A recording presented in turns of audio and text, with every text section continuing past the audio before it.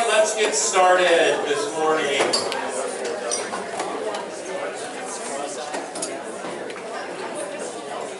Just a quick reminder, Paul is updating picture board pictures this morning in the study. If you want to get a new picture or a different picture, that's available for you. And with that, I think we are ready to go. See if I can get through this without breaking down and crying. I'm serious. It is sad. After a whole year we've spent in the Reformation. So cool. So you guys are awesome. I am excited to do this last session. Some great stuff ahead. So let's start with the prayer. The Lord be with you. And also with you. Let us pray. Gracious and loving God, thank you for the Reformation. Thank you for Martin Luther's life and the many other reformers. Give us your spirit in this conversation. Let it be helpful, let it be fruitful, and let it bear fruit.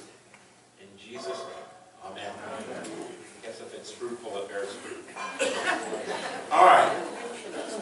So, the last class today of curating some Reformation resources, we're going to look at the way Luther died, what he was doing before he died, and then just a little bit of work with his legacy and the legacy of the Reformation.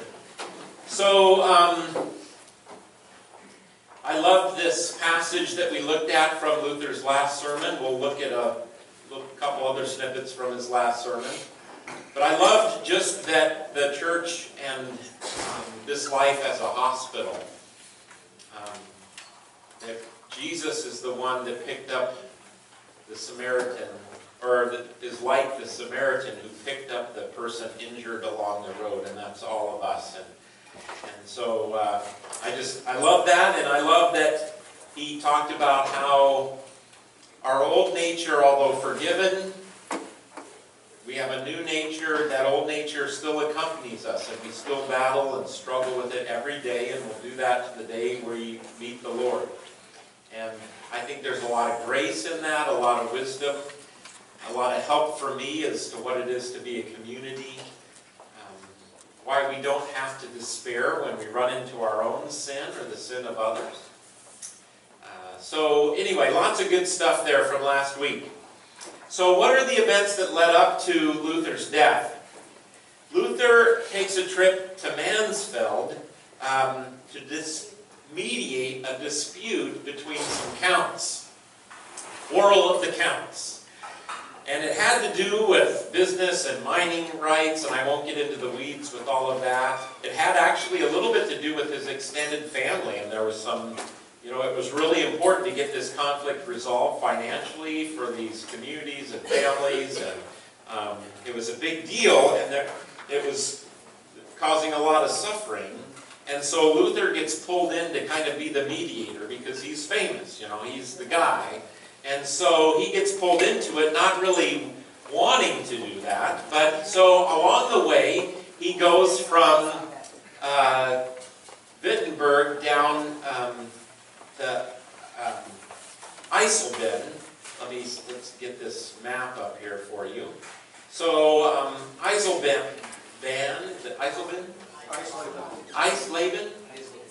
Eisleban. All right, there you go. Eisleban.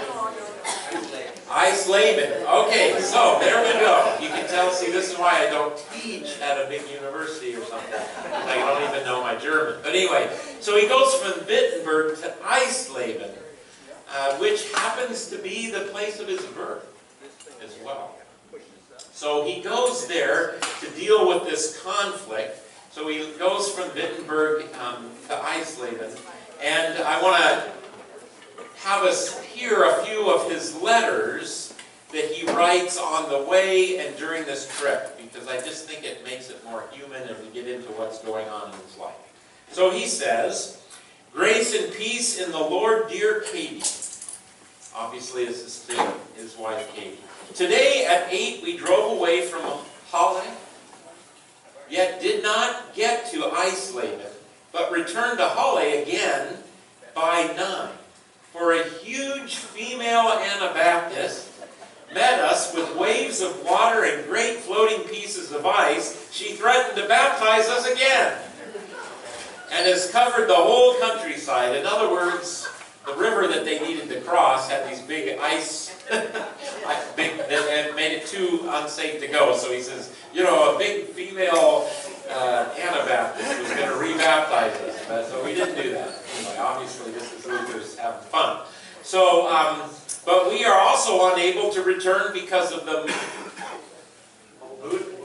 Mulde River at Bitterfeld, and are forced to stay captive here at Halle between the waters. Not that we are thirsty to drink of them.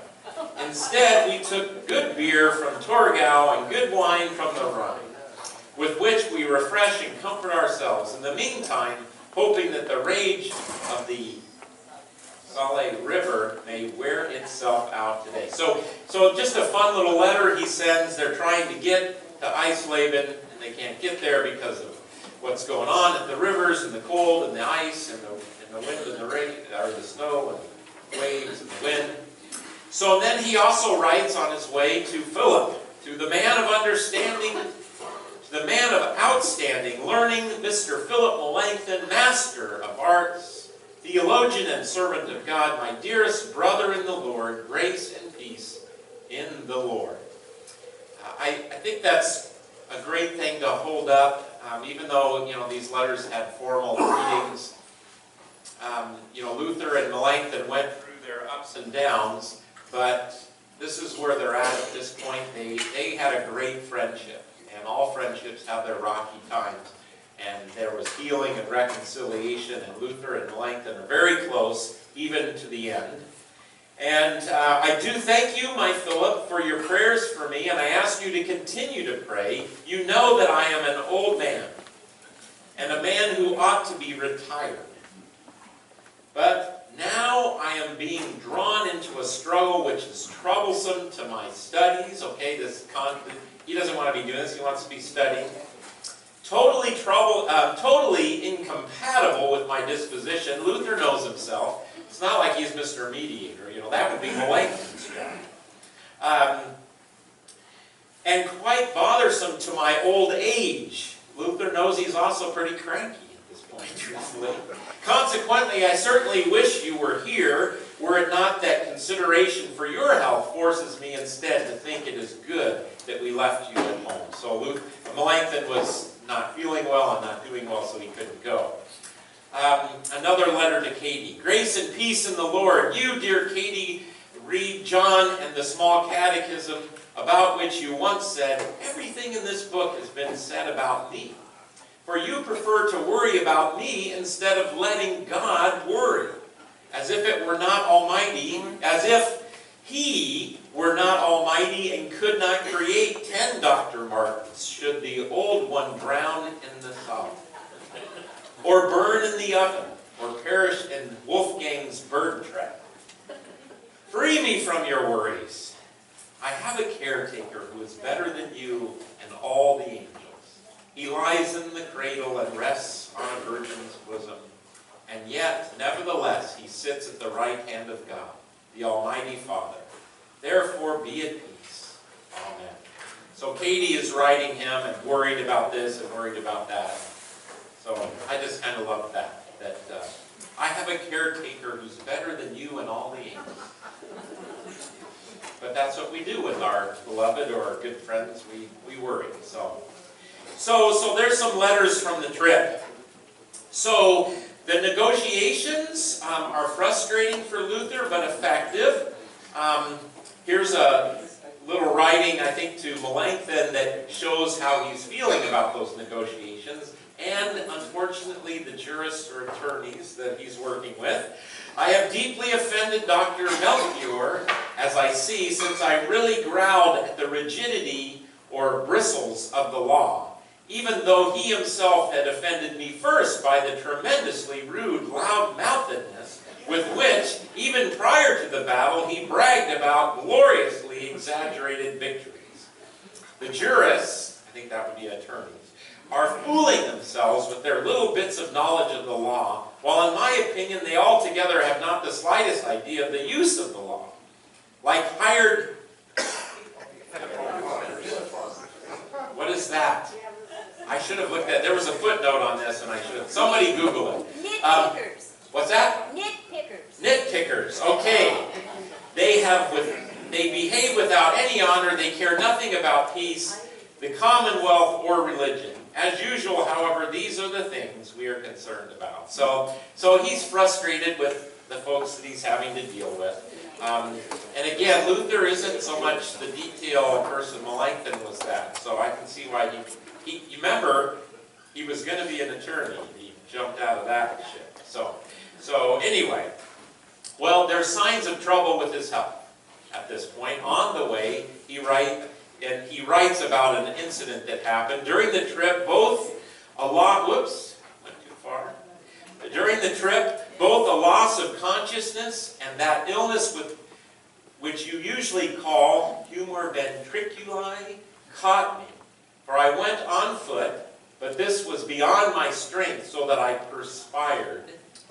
Afterwards, in the carriage, when my shirt also had gotten cold from the sweat, the cold grabbed my muscle in the left arm. Where's our parish nurse? There she is. You have pain in your left arm. From this came that tightness of the heart and something like shortness of breath. It is my own stupid fault, but now I am quite well again. How long? Well, that, of course, I do not know, since one cannot trust old age, in view of the fact that youth, and then there's a fold in the page, and we don't know what he said. The manuscript, we actually have this letter in the manuscript, and it was folded. We don't know what it says right there. Thus far, God has at least granted that all the counts, together and individually toward one another, are demonstrating extraordinary goodwill. Pray that God may continue and increase this. Now that we have defeated Encletius and Typhonius, these are Greek, this was a Greek, didn't they like do a war in the gods or whatever, got Greek? We shall tomorrow pursue the remaining monsters, among whom we suspect that Kucher will give us something to do. But God lives, and he is to retain the victory. Amen. So we hear in his letter that, you know, he's probably, a heart event is underway here for him. So, the resolution, though, is achieved. And it's amazing that Luther was focusing on when his end comes. And so I want to just put up Lowell and Nelson here. Eventually, Luther and his colleagues were able to help reach a resolution. The counts arranged financial matters among themselves and pledged to pay for a school for girls and boys. No, don't overpass the girls. This is a new thing, that girls got to go to school. This was a big part of the Reformation. Luther, Melanchthon were all responsible for that. With remaining funds. Following custom, Luther preached a sermon as the negotiations concluded with a worship service. The text was Matthew 11, where Jesus prays, I thank you, Father, Lord of heaven and earth, because you have hidden these things from the wise and the intelligent and have revealed them to infants. Luther, and we're going to actually come and read part of this sermon at the end today. Luther warned against trusting false wisdom and insisted on sticking to the word. Before he could finish, Luther complained of weakness and had to lie down. So he's successful in getting and brokering this resolution. Now let's just stop and make the simple point. It's interesting that for someone who made loving neighbor and engagement in community, that Luther, what he's doing before he dies, is not some big theological treatise or council, but he's resolving a down-to-earth conflict in his community. I think that's interesting. Lutherans have a long history, and a positive history of engagement in our communities, in the world, in, you know, loving our neighbor. Lutheran Community Services are we call it Luther, well, Luther Social Services, typically what it's called in this area, Luther Community Services, is the largest or the largest private helping agency in this country. Most people don't know this. So it's right up there with Catholic Social Services. But again, you've got both of these parts of the church so involved in caring for the neighbor. So I just think that's ironic. I don't want you to miss that. That what is Luther doing when he dies? He's trying to get some counts to stop arguing and take care of kids and school. That's pretty cool. That's pretty cool. So, how does Luther die? He's in Eisleban, the place of his birth, in February 1546. And yes, that's the place that will be his last. This is kind of a picture of the house that's thought to be the house where he died. For prestigious figures of Luther's day, how you died was a big deal. You were supposed to kind of plan this out. It was, and have this special thing. I guess, it was a thing, okay? So, interestingly, after Luther dies, his friends and those with him discover a piece of paper that he had written. I think it was in his pocket, or it was there on the desk, or I think I've read conflicting stories about that. But this slip of paper is interesting. And so maybe he wrote this out, as a kind of, important thing. But it's the last line that's become somewhat famous, but I want you to read the whole slip of paper. So here it is. Nobody can understand Virgil in his bucolics and Georgics unless he has first been a shepherd or a farmer for 5 years. So those folks were talking about farming and agriculture. Okay? Nobody understands Cicero in his letters unless he has been engaged in public affairs and of some consequence for 20 years. So Cicero talking about politics and how the public life, and he says you can read them, but unless you've been in the trenches for 20 years, you don't know what they're about. Let nobody suppose that he has tasted the Holy Scriptures sufficiently unless he has ruled over the churches with the prophets for 100 years. Therefore, there is something wonderful, first about John the Baptist, second about Christ, third about the apostles. Quote, lay not your hand on this divine Aeneid, thank you, but bow before it, adore its every trace. I was going to look that up. Does somebody know that reference? Well, the Aeneid was written by Virgil. Oh, that's right. It was a writing of Virgil. So, what is Luther saying here? He's saying, head knowledge, yes, important, but you got to get down in the trenches and work. And you can have all this knowledge, but you need to get down there and get some experience. And then what is he saying about the Scriptures? You think you're ever done? You think you've got it figured out? No, you can't even teach about it until you've been with the churches and the prophets for 100 years. Of course, that's impossible, right? So what's he saying? He's saying, this is a treasure trove that's endless, and you've got to get in there. I think he is, as he's an older person, saying something about experience.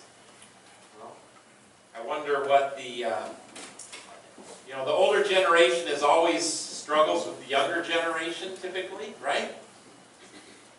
And although we now have all this generation theory, and we categorize generations, and then we make generalities about them, and I'm not sure there's some things about that I think ring true, but I think it usually does injustice to people, like the millennials are supposed to be this and that. The millennials, I never, not just because my kids are one. But, like they're turned inward, they're just about themselves. I've never seen a generation more focused on service, truthfully. But, nonetheless, I have listened to a lot of professors.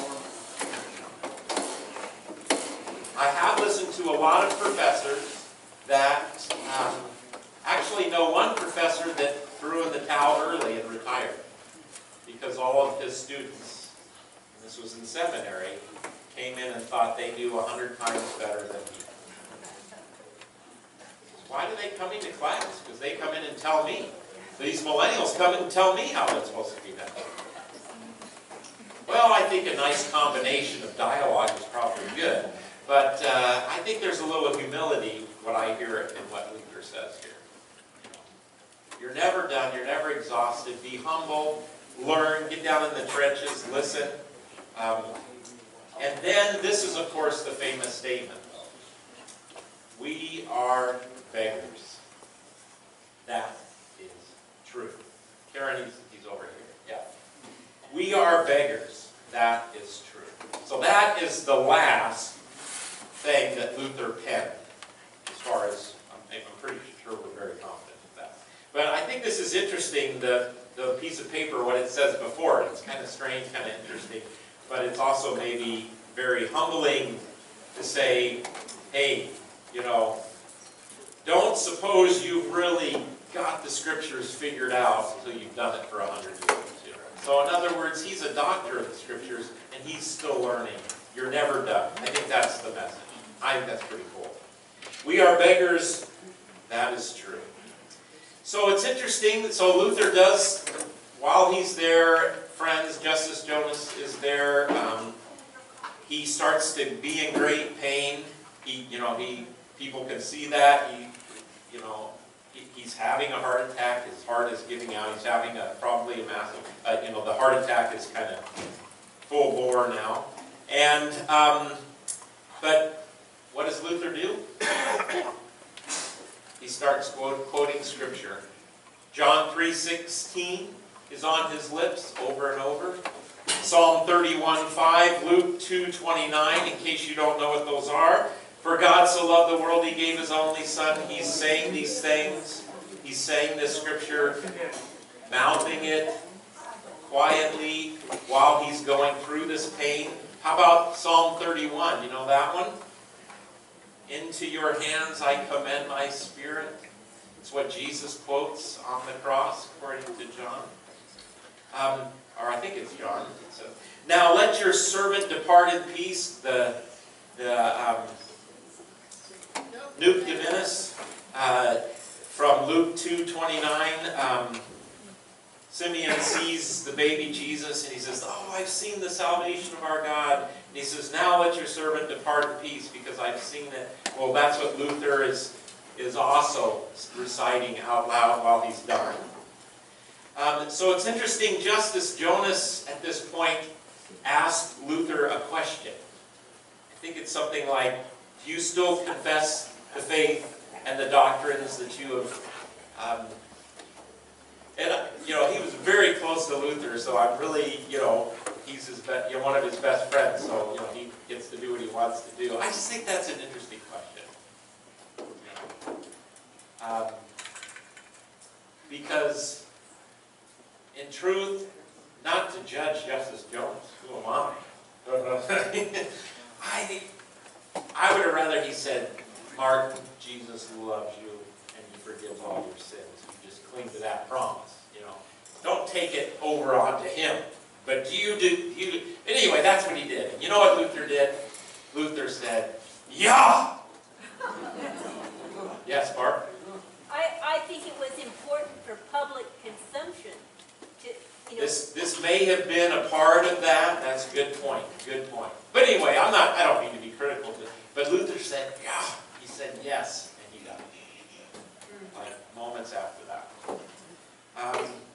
So, a powerful death. An artist actually did a painting of him. They had put this smock on him and made this portrait. When Melanchthon hears of Luther's death, and he shares it with his students in Wittenberg, he said, dead is the charioteer of Israel, who has led the church in these last times. Luther's out there leading the charge. He's led the church in these last times. Note the last times reference. This was a very real thing for Melanchthon, Luther. People really did believe they were in the last times. There wasn't going to be much longer. Luther especially believed that. So, So when it comes to his burial and his services, there's a short service in Eisleban. The leader of that town there wants to have him buried there. Of course, Wittenberg, the elector, says no way, he's coming back here to Wittenberg. So there's a procession. Big crowds start to follow. I think it's in Halle that people can't even get through the city now because he's coming through, and it's like the Seahawks won the Super Bowl or something. Nothing happened. It's like nobody can get anywhere. That's how much people are flocking to see Luther, to recognize this, with all of the ups and downs, all of his mistakes, all of the great things. He's a cherished figure. And so people flock to come out. He's buried in the castle church by the pulpit. The grave is still there today. I know I've shown it to you a number of times throughout our journey with this class. There's a very large funeral in the castle church. Buchenhagen, kind of Luther's pastor, preaches, and it's very emotional, hard for him to get through it. Talks about the gifts that Luther has done. Melanchthon then gets up and does a liturgy in Latin, kind of representing the university, and talks about all the great contributions Luther has made. But Melanchthon's also honest and says, I struggled with Martin and his brashness, and his kind of bull in the china closet. That's not his words, that's just my words of, that he was overly, verbose and passionate and said stuff that was difficult. But then he says, on account of the sickness of our times, God has given us a harsh physician. So that's the way he framed that we needed this. We needed some tough words sometimes. So Melanchthon gives the eulogy. They have this big service in Wittenberg in the castle church. Remember, there's a town church or a city church where Luther did most of his sermons, thousands, and then he preached probably hundreds of times in the castle church, but not as often. That was more for special ceremonies, but that's where he's buried. So 1 month late, what happens afterwards? So Luther is gone 1 month after Luther dies. Charles invades. The event that hung over Luther's life from not the beginning, but certainly after the dying of Worms, it's like shape up or else. That threat has been out there for many years now, and fine, after he dies, I don't know if Charles thought, okay, now's the time, or if it was just coincidental, but Charles invades, and so there is the Schmalkaldic War, as it's called, and of course, as you have in anything, you have politics involved. The Duke of Moritz of Saxony, who was supposedly a part of the Schmalkaldic League, defects. We call him a turncoat, right? Because he put on a different, changed sides. And he fights for the emperor with the promise that he'll get to be the elector of Saxony after the defeat. So there's espionage, and it was, by historians say it was a evenly matched forces. In fact, maybe even the Schmalkaldic League would have been favored to win the war, but Charles wins. In the Battle of Wittenburg, Charles triumphs. John Frederick, who's the third elector in Luther's life, and Landgrave Philip, remember Philip with the infidelity and the second marriage and how Charles used that, you can't fight, you won't. Well, he ended up fighting anyway. So, and so he defended the Reformation, but they were both thrown in jail and thrown into prison for many years. Charles marches through his newly conquered territory, and he stops in Wittenberg itself in May 19th, 1547. He's brought to the castle church and shown Luther's grave. So Luther's been buried just a month or couple, what would it be? 4 or 5 months or something before that. And there's a portrait that was done much later, but a portrait of this event. Let me see if I can turn this off here and then help you you see it a little better. So this is inside the castle church, and I like this because I'm pretty sure this is before the castle church was destroyed. The castle church was destroyed, so I'm not sure if this is prior to it, but it gives us an idea of what it looked like. And here's Luther's grave, where he's buried. Pulpit now is right here. It's right up above. And so here's Luther's grave, and you'll see here's Charles. Here's Charles here. And what are people saying for him to do? They've got the grave open. Dig it up. Dig it up. Get him out of here. Destroy it. Burn it. Throw his body away. But what does he do? He says, I only make war on dead men. I do not, sorry, thank you. Blew that, didn't I? This big moment, what does he say? Oh, I do not make war on dead people. I only deal with living people, in other words. So he leaves his grave there.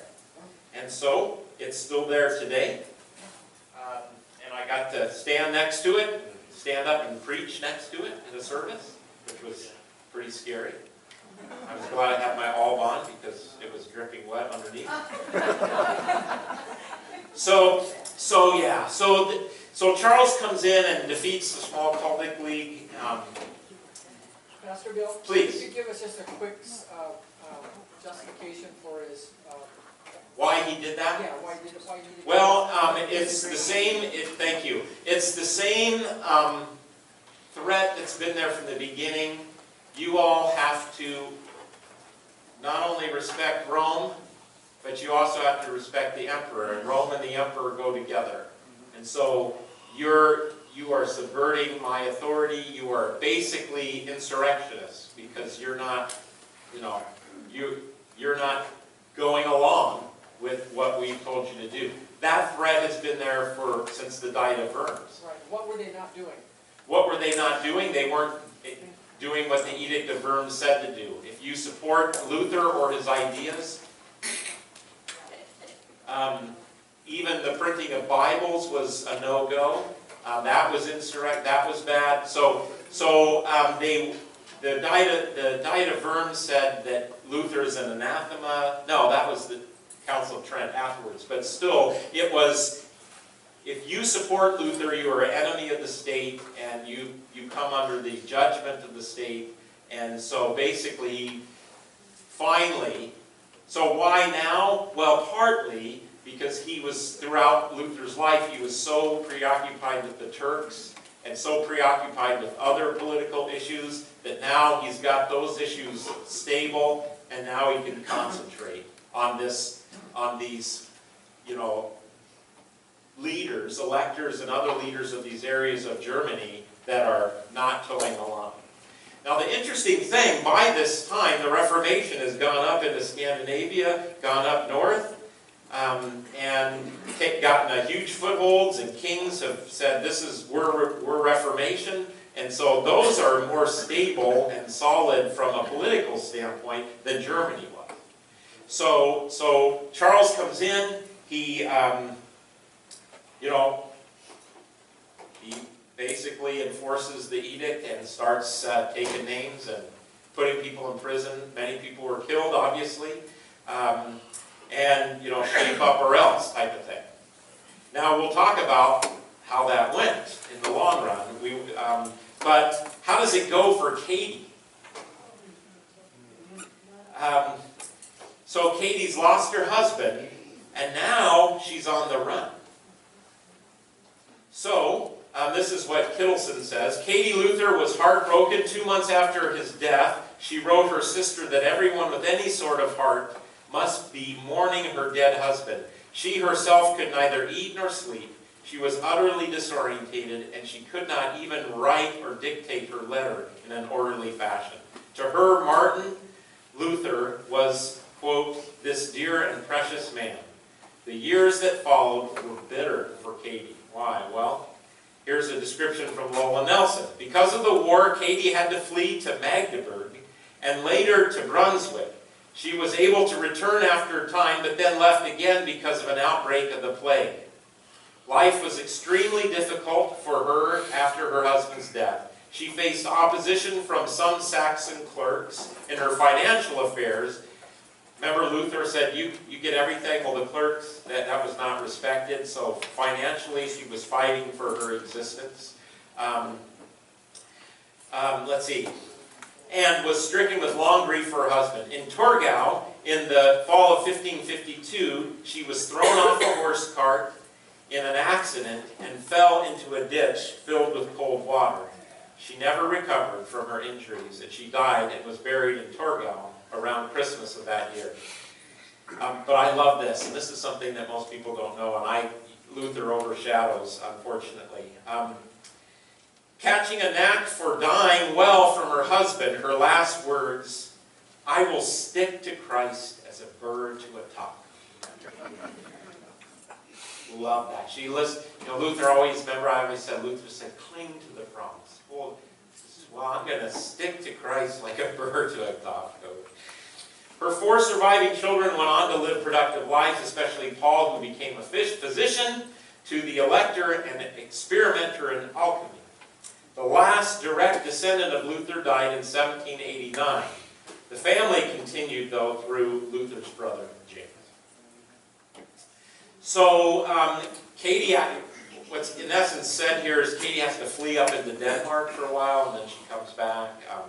So she's kind of on the run after Luther dies. And Charles invades. It wasn't so much, it was both those together. Can you imagine? You lose your husband, and then you have all of this. How old was Katie when she died? Great question. Somebody Google that one. I don't remember. But I think she gets into her 50s. 53. 53? There you go. Thank you. Perfect, yeah. We've got lots of good knowledge here. So, 53. She was much younger than Luther. Luther is 60 what? 61 or something. Yeah. So let's talk about the legacy of the Reformation and Luther's legacy a little bit, as we see, and also let me say that I could do another year-long class on Lutheran history after the Reformation. Like, how did we get from there to here? It's a great book, and reading about it is good, and I'll talk a little bit about it as I talk about the legacy of Luther. So what is our task as people of the Reformation who hold up Martin Luther as a hero of our faith? Certainly not some messiah. What's our task of the Reformation? What are we about? I love the way Nestigan puts the question in his book on Luther. He says, a Lutheran campus pastor who knew his history once offered an ironic observation on how reforms work. The first generation builds the fire. The second generation tends the fire. The third generation tries to keep the fire from going out. The fourth generation guards the place where it burned. The fifth generation tries to remember what started the fire and where it happened. Traditions have a way of degenerating, even, maybe especially, close to home. So that's my question. What is our task? Well, even though we're way past even the fifth generation, how do we keep the fire burning? Well, we certainly at least, let me go back, we need to do all of this. Luther started the fire, but we need to tend it, we need to keep the fire from going out, we need to guard the place where it burned, we need to remember where it started and why it happened in the first place. So I think we do have to keep this fire burning. But if we're going to do that, we got to know, well, what is it? What is the Reformation at its core about? What is the fire? And as we think about the legacy of the Lutheran Reformation, I think we have to be honest as we talk about first, before we talk about what the fire is, some disappointments. Lutherans, if you don't know this, right from the beginning, were arguing and fracturing over one thing after another. Whether it be predestination, or all kinds of things. These reformers, even within the Wittenburg circle, even within what was known as the Lutheran circle, to say nothing of the Reformed group that we've talked about, these folks can't get along. And in fact, you know, what is it, 30 more years later, see, this is where I'm not a scholar, but Lutherans come up with a big book, and it's called the Book of Concord. Anybody ever heard of that? You people, I hope. The FLA and the pastors, of course, have, and some other people. This is the book of the Lutheran Confession. And actually, when I'm ordained, I say I'm going to preach and teach in accord with the Augsburg Confession and hold up the authority of the Book of Concord. The Book of Concord is Lutherans coming together to try and heal all these divisions. And it was largely a work of the German area churches. But the Scandinavian folks really focused in on the Augsburg Confession. But the Book of Concord is there, and it was an attempt to try and heal and bring the movement of what it is to be Lutheran together. But right from the beginning, it was a struggle. What is the core of this movement? What is it about? I think for the 500 years of history, most people would say it's about the Augsburg Confession. And that would be a way to say what it is and what it isn't about. But so disappointments is that the fracturing that's happened in the church since the Reformation. Many times over these years, I have said there are a lot of people, when it comes to Reformation Sunday, they're not dancing in the aisles. And we have people in this congregation, a lot of whom were Roman Catholic and now are part members of this church. We have lots of folks like that who are like, well, yeah, but it's a sad day too. And you know what? I think it is a sad and happy thing. It's a great thing because it recovered the gospel, in my view, but it also showed the fracturing of the church has been difficult. So I laud and celebrate all the conversations we're trying to have. Now, in this day, as still, I have Lutherans, wonder, can I go to a Roman Catholic church? Or can I go to a Reformed church if that's where, and then I certainly have many Roman Catholics, former Roman Catholics, like, I don't think I can go here because I think my dead aunt would go, she would never forgive me. Even after Vatican II, where Vatican II says there is salvation outside the church, and now we have a joint statement with the Roman Catholic Church on baptism. Many of the current popes, Pope Francis's ecumenical officers, have even made little quips about looking forward to one day when we can all share the same altar. So, some pretty interesting statements. So we've come a long way from the days, even in this kind of 500 years, really. I still have people in my congregation here, and especially in Lodi, who said, yeah, I started dating a Catholic and it basically destroyed our family. Today we just like, you're dating a Christian? I'm just so happy. As a father of girls, it's like, I don't care.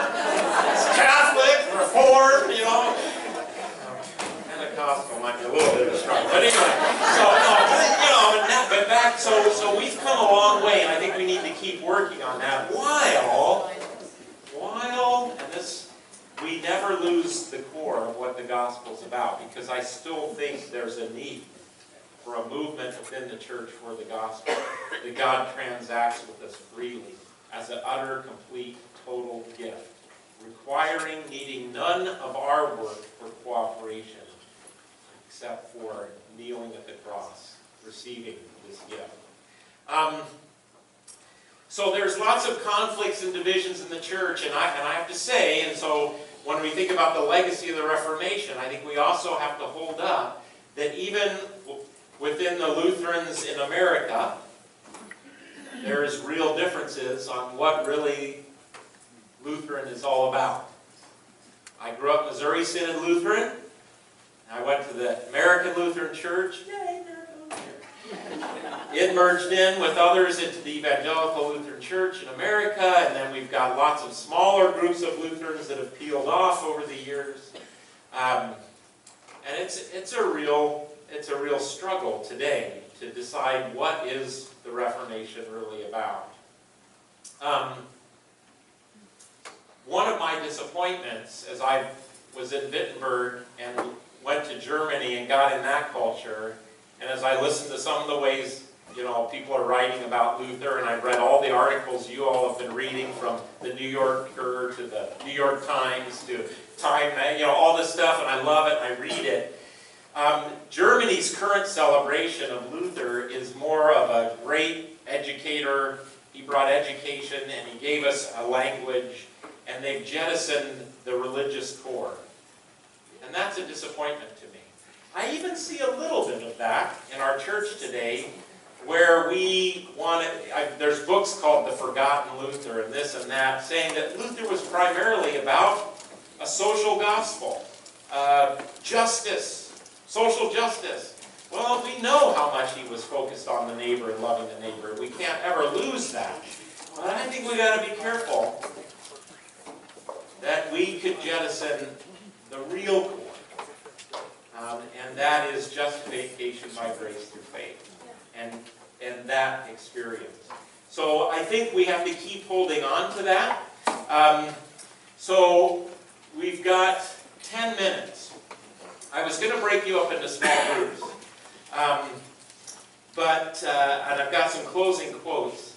But I want you to think, what would you say? What's the core of the Reformation? I just said what it is for me. I think I blew it because I should have waited.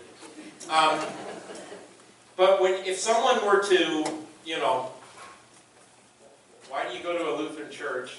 What's the Reformation about? You need a 30-second elevator speech. You do. You need to be ready with that. And if you don't even if you don't need it for someone else, you need it for you. I'd like for us to talk about that for 5 minutes before we conclude. So you know what? Let's do it this way, because it's hard just to jump into a large group. Let's take, you guys are all in nice little groups here. Let's take like 2 or 3 minutes. You get to say, this is what I think it is. Maybe you just quote what I just said, but what does that mean? What does justification by grace through faith mean to you? I mean, boil that down a little bit. Make that more elevator speechish, where someone might understand it. Maybe the Reformation is something else for you. Maybe it is some of those many other things. Take a couple minutes. Work on that with your small group, and then we'll do some popcorn, large group stuff, and we'll finish up.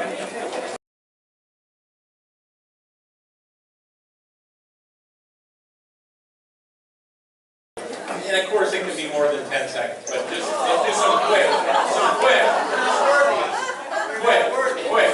Yeah. So, in addition to what you said about the gospel itself, for me, it's the empowerment of the priesthood of believers. Nice.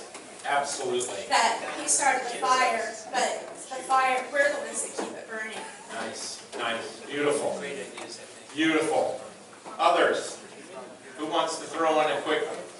For me, it is. You guys were saying a lot of stuff right over here. All right, good. Lisa.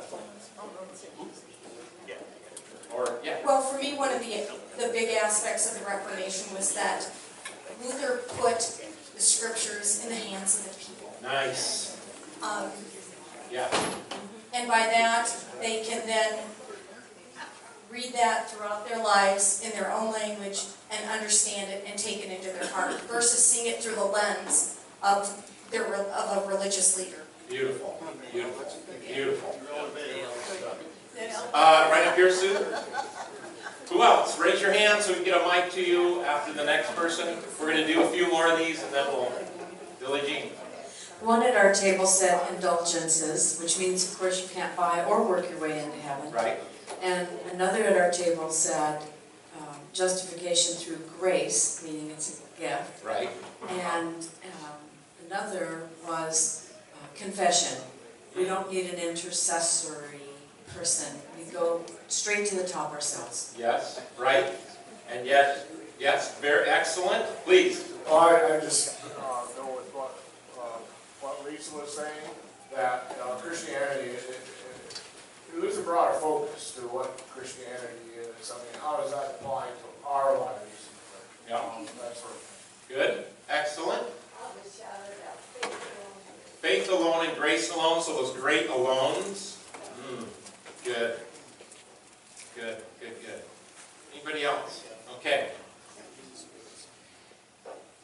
it's of course totally unfair, as some of you were objecting to 10, it's impossible to do it in a short word, but it's also really good to try and make a summary statement.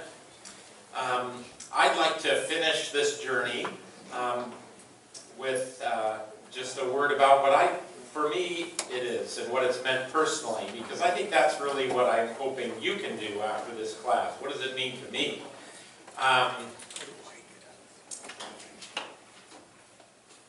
When I think of Luther, what Lowell and Nelson say at the end of their book is really helpful.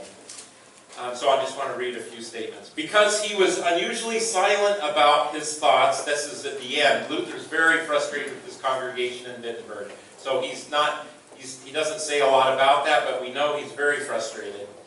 We cannot piece together his sources of resilience.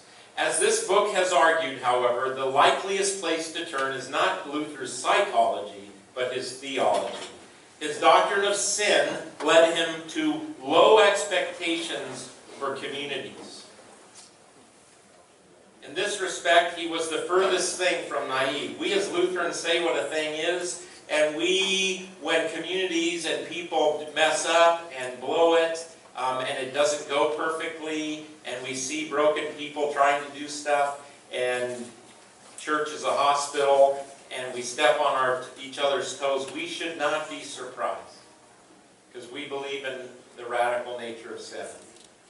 And yet, his doctrine of grace led him to high hopes for what God might do through such imperfect people. So at the same time, we can be realistic and hopeful. I have found this to be the key to life, to my relationships, to the way I look at myself. So I live with grace for other people, and I've learned that, man, usually when I get upset with other people, it's because they're not doing what I expected them to do. Imagine that. So should I have no expectations? That's one way to go through life. No, I still have expectations, but I have them with grace. See that? That's the way, I think this is a huge part of who Luther was and what his thoughts were about. These were the binoculars through which Luther saw the world, and resolving the two lenses into one image was difficult. You really can't, you got to keep them separate. One great Lutheran theologian, Farel was his name, Dr. Farel, I listened to him give a talk on Lutheranism, and he went over the different paradoxes. Infinite, finite, same time. Bread, finite. Wine, finite. Body and blood of Jesus, infinite, together. Sinner, saint, together. Servant, slave, but different. These paradoxes, these same times, is a big part of what it is to look at Luther's theology. A thesis of this book has been that the best way to understand Luther is by grasping his resilience. Luther's genius comes from the fact that, rather than seeing crises that came upon him as interruptions, distracting him from his real calling, he saw these crises, imprisonment, facing death, the loss of Magdalene, his daughter, and so on, as opportunities.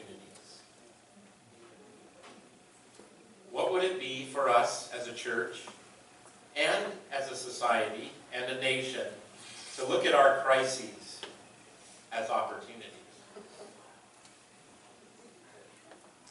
So when I think of Luther, though, this is what I think of. A preacher of the gospel.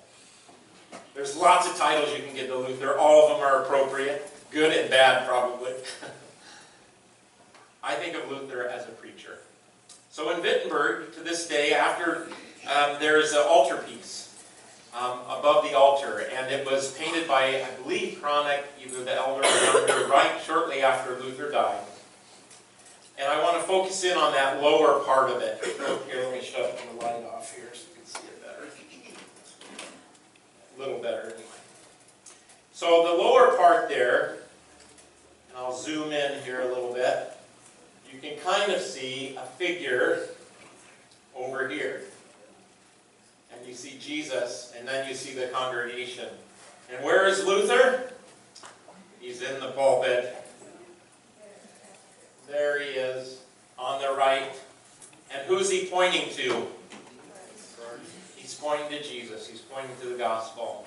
Luther, for me, and why I get so excited about him, is because he has helped me encounter Christ.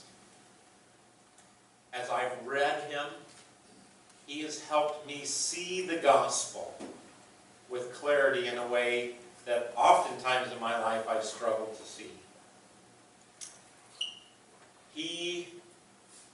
Remember that story in the Gospels where Jesus is in a house and it's so crowded nobody can get in? And what does his friends do? And lower the lame man down before the Lord. That's what Martin Luther does for me. Through my old Adam, through the law, through the church, you got to do this, you must, you ought to, you better. All of those that would prevent me from coming before the Lord, Luther, and has helped me as a preacher of the gospel. He's lowered before me before Christ and the gospel. That's who he is for me. I certainly hope that's who he can be for you, a preacher. I think it's, and thank you, Kim, for your comment, because now it's a priesthood of all believers. What's the legacy of the Reformation?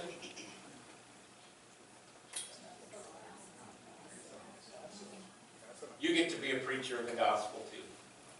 Man, what a joy it is that I have the privilege of preaching the gospel on Sunday mornings and bringing people before Christ and his word.